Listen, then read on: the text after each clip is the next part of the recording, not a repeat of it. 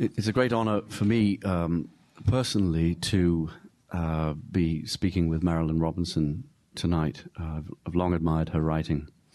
I'm not going to give any kind of formal introduction. She doesn't need it, and you're here to hear her, not me. Just by way of a sort of framing our discussion, I thought I might read two short paragraphs, neither from Gilead, in fact, so that's a suitable a completion is achieved, I think.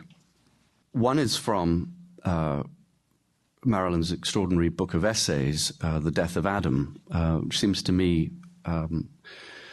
relatively speaking, a remarkably neglected work of non-fiction prose. And I do recommend these extraordinary essays.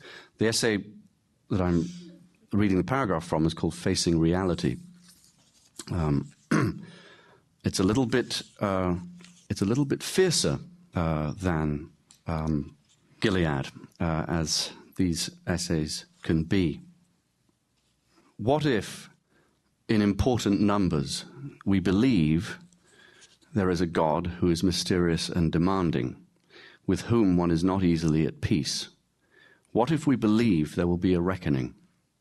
I find no evidence that such beliefs were felt to be discredited, or that they were consciously abandoned. They simply dropped out of the cultural conversation. And at the same time, we adopted this very small view of ourselves and others as consumers and patients and members of interest groups, creatures too minor, we may somehow hope, for great death to pause over us. If we do still believe in the seriousness of being human, while we have lost the means of acknowledging this belief, even in our thoughts, then profound anxiety, whose origins we would be at a loss to name, seems to me an inevitable consequence. And this may account for both the narrowness and the intensity of the fiction that contains us. It is our comfort and our distraction. We are spiritual agoraphobes.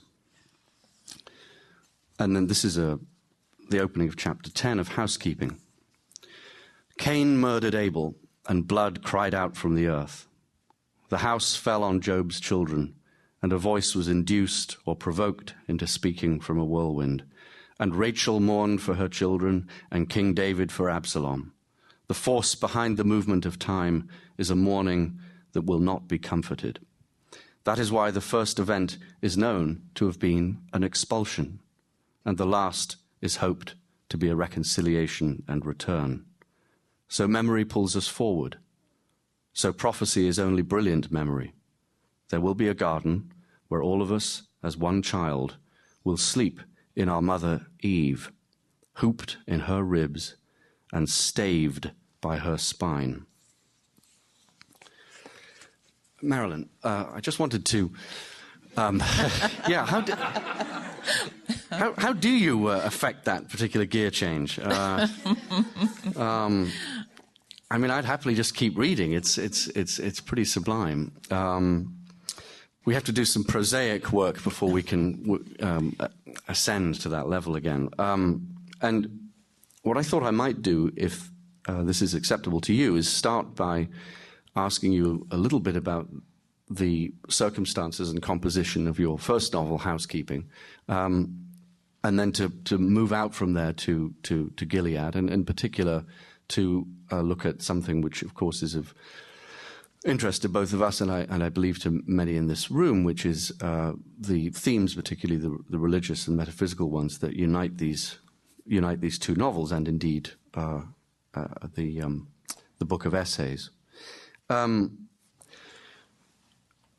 I think you've said in the past that Housekeeping was obviously long in the writing, but that also you'd been storing away passages, shortish passages of prose, which you then came to build into a larger structure. And I just wanted to ask you about how that whole experience. Actually, I was doing a dissertation, and I was afraid that if I did that sort of... To keep listening to this audiobook for free, click the link in the description. It will take you to a free Audible trial where you can listen to this and many other books for free for 30 days.